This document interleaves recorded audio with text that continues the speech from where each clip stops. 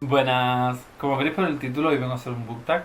Quien sigue mi canal normalmente verá que hace tiempo que no hacía un book tag y no sé muy bien por qué, porque a mí los book tags ya sabéis que me encantan. Me divierto mucho y me hace muchísima gracia hacerlos y aparte sirven para descubrir muchas cosas. Y el book tag que traigo hoy es el book tag de los clásicos revisados y creo recordar que me lo nominó Dina hace un par de meses. Antes que nada os diré que he intentado ser muy justo con la fecha límite en la que se puede considerar un clásico y normalmente se considera que a partir de 1950 para atrás puede entrar un clásico y para adelante aún son muy nuevos, ¿no? El caso es que he intentado poner libros siempre anteriores y a veces me ha costado bastante, como es el caso de la primera pregunta. Así que empezamos. Libro ambientado en la guerra. Pues, como digo, me ha costado mucho, pero me acordé de que hay un libro que, si bien no se ve una guerra por derecho en el sentido de que se vean batallas, muertes, etcétera, etcétera, etcétera, sí podemos ver lo que implicó la guerra a través de la situación en la que se encuentra el protagonista, ¿no? La novela en cuestión se llama Novela de ajedrez, de Stefan Zweig, y me gustó muchísimo porque eh, con muy poquito, como siempre, Stefan consigue darnos mucho, ¿no? La historia gira en torno a un protagonista que se ha encerrado en un hotel para intentar sacar la información en la época de la Segunda Guerra Mundial. Y no os cuento más porque creo que lo bonito de Zweig es descubrirlo poquito a poco, porque es un autor que te cala adentro y sus libros son muy cortitos, con lo cual tampoco puedo contar mucho más. Premisa número 2. Libro clásico al que harías una crítica cruel. Pues aquí me costó mucho porque casi todos los clásicos que leo me han gustado, o aunque no me hayan gustado, creo que tienen valía, ¿no? Como clásico. Y he elegido un libro que, más que odiar el libro, ahora cuando lo veáis mucho no entenderéis el porqué, pero el libro que he elegido es El Lazarillo de Tormes. No es que odie este libro, no es que me parezca mal libro, pero sí con mis tres de que este no es el tipo de libro que tiene que leer un niño con 12 años. Porque si obligas a un niño de 12 años a leer este tipo de libro, no va a desarrollar una pasión por la lectura, la van a notar como si fuera una obligación y no va a desarrollar nunca el hábito de leer, ¿no? Por sí solo.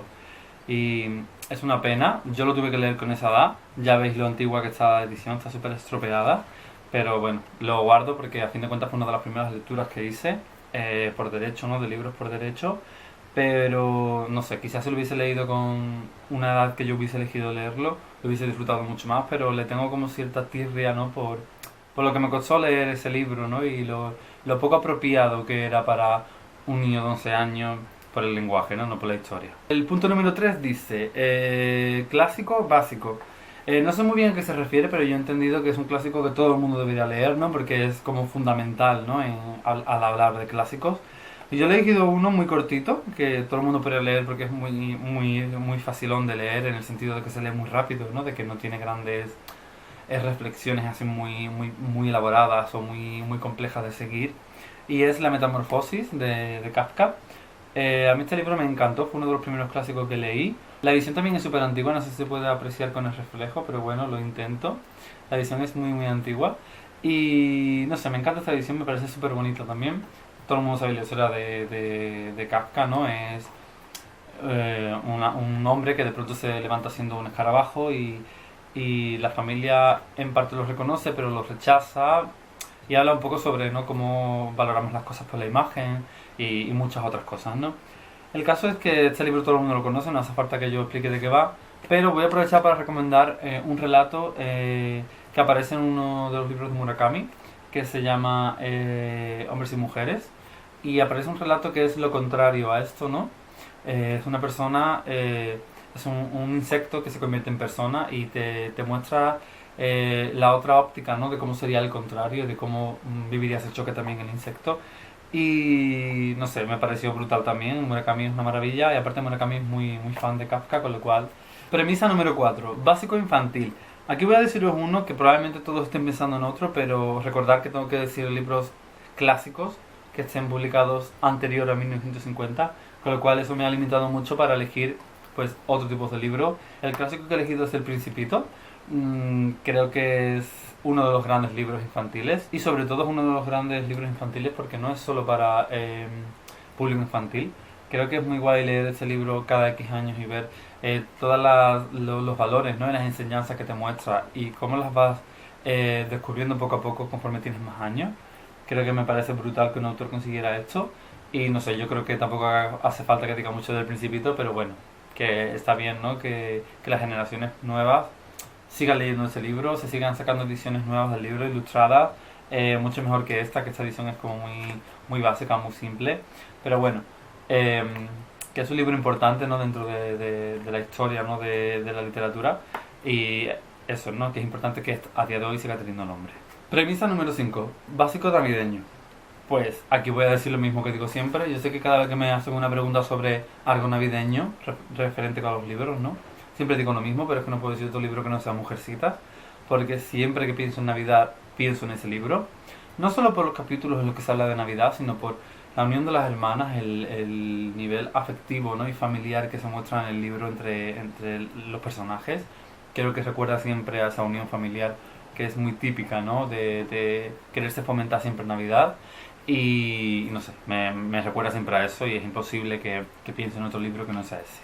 Estoy deseando leer Canción de Navidad de Dickens o otros libros navideños para poder cambiar la respuesta y que no siempre sea la misma, pero por ahora solo se me ocurre Mujercitas. Premisa número 6. Clásico con una loca del ático. Aquí tengo que decir el mismo que dijo Tina, porque es que no he leído otro clásico con otro loca del ático, al menos que recuerde. Y el clásico que voy a decir es Jane Eyre. Ya sabéis que Jane Eyre me encantó. Está en el top de los mejores libros de 2018 junto a sus dos hermanas. Y no hace falta que diga mucho, pero la trama llegará a un punto en el que la protagonista irá a vivir a una casa y empezar a escuchar situaciones extrañas que se dan en el piso de arriba, de gritos, de risas, etcétera, etcétera, etcétera. Y será todo un poco como tenebroso, ¿no? Le dará ese toque tenebroso que no tenía Jane Eyre a priori. En ese momento lo tendrá. Premisa número 7, clásico que descubrí por mí mismo. Aquí voy a hablaros de un libro que, curiosamente, fue uno de los primeros clásicos que leí, si no el primero. Curiosamente fue una obligación del colegio y recuerdo que fui el único de la clase que se lo leyó, porque a mí ya me gustaba leer, ¿no? Y hoy en día hay mucho hábito lector, afortunadamente, ¿no? En torno a los niños, pero en mi época no. Y me gustó mucho, me gustó muchísimo haberlo leído porque me enganché muchísimo a la historia. Fue uno de los libros que me enseñaron que existe pues novelas, ¿no? que te atrapan tanto que no puedes dejar de leer ni un segundo, que te crean esa adicción. Y a mí me encantó La Celestina, será uno de esos clásicos que siempre defienda. Premisa número 8, clásico que se lee tan fácil que no lo parece. Pues aquí voy a deciros un libro que es mi favorito del año pasado y es La Inquilina de Wither Hall. Es increíble que ese libro sea un clásico, os lo juro, nunca me cansaré de deciros que es increíble porque se lee muy fácil, es muy sencillo de leer, es muy actual, los temas de los que habla, los temas de los que opina y cómo se expresa. Podría estar expresándose así una mujer de esta época. Es súper actual tanto en trama de expresión, no me refiero, de cómo se comporta la protagonista en este caso, como en la forma de expresarse. Es mucho más sencilla que Emily Bronte, por ejemplo. Premisa número 9. Clásico que no entiendo por qué es un clásico. Pues aquí voy a hablar de un libro que no es que no entienda por qué es un clásico, sino que no entiendo por qué es como digamos la máxima muestra de ese género, ¿no? El género en cuestión es la novela gótica y cuando busqué libros de novela gótica, ¿no? Siempre me salía este libro entre ellos y el año pasado con el Club Pickwick o el anterior, no recuerdo, leímos un libro que es uno de estos dos grandes, ¿no? representantes de la novela gótica en la historia, ¿no? de la literatura, y es Los Misterios de Udolfo. No es que me parezca que sea un horror de libro, sino que creo que está mal llevado, creo que está alargado hasta decir basta sin sentido. Creo que un libro más corto hubiese sido mucho más interesante.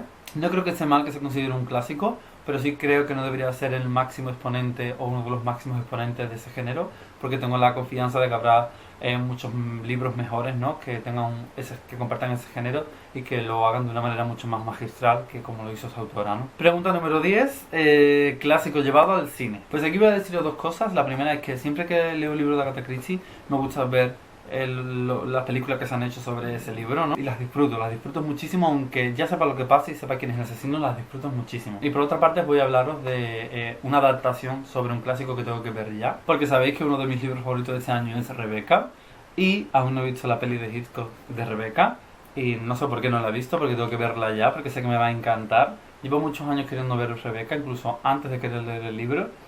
Pero hace un par de años me decidí en que realmente era mejor leer el libro antes, y menos mal porque brutal. Y he añadido una pregunta al tag porque sé que en otros book tags de clásicos se añade la típica pregunta de un libro cree que será un clásico en el futuro, y me apetecía responderla.